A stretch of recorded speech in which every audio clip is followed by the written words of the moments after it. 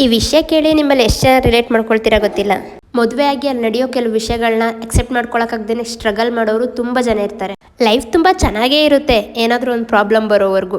Problem ಬಂತು ಅಂದರೆ ಮೊದಲು ನೀವು ಅದನ್ನ ನಿಮ್ಮ ಹಸ್ಬೆಂಡ್ ಹತ್ರ ಕನ್ವೆ ಮಾಡುವಾಗ ನಿಮ್ಗಾಗಲ್ಲಿ ಪ್ರಾಪರ್ ಸಪೋರ್ಟ್ ಖಂಡಿತ ಸಿಗಲ್ಲ.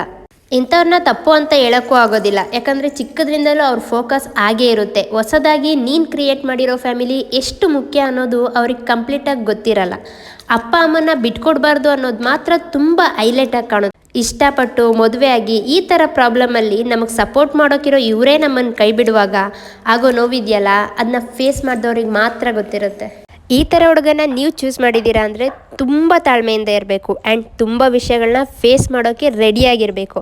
ಇದರಲ್ಲಿ ನನ್ನ ಫ್ಯಾಮಿಲಿನೂ ನನ್ನಿಂದ ಬಿಟ್ಕೊಡೋಕ್ಕಾಗಲ್ಲ, ನನ್ನ ಹೆಂಡ್ತಿನೂ ಬಿಟ್ಕೊಡೋಕ್ಕಾಗಲ್ಲ ಅಂತ ಎರಡು ಸೈಡು ಬ್ಯಾಲೆನ್ಸ್ ಮಾಡೋದಕ್ಕೆ ಟ್ರೈ ಮಾಡ್ತಾರಲ್ಲ, ಅಂಥವ್ರಿಗೋಸ್ಕರ ಎಷ್ಟು ಬೇಕಾದರೂ ತಾಳ್ಮೆಯಿಂದ ಇರ್ಬೋದು. ಆದರೆ ಏನು ತಪ್ಪು ನಡೆದ್ರೂ ಅವ್ರ ಫ್ಯಾಮಿಲಿ ಮಾಡಿದ್ದು ಮಾತ್ರ ಸರಿ ಅಂತ ನಿಮ್ಮನ್ನು ಕೈ ಬಿಡ್ತಾರೆ ನೋಡಿ, ಅವ್ರ ಜೊತೆ ನೀವು ಸ್ವಲ್ಪ ಹುಷಾರಾಗೇ ಇರಬೇಕು.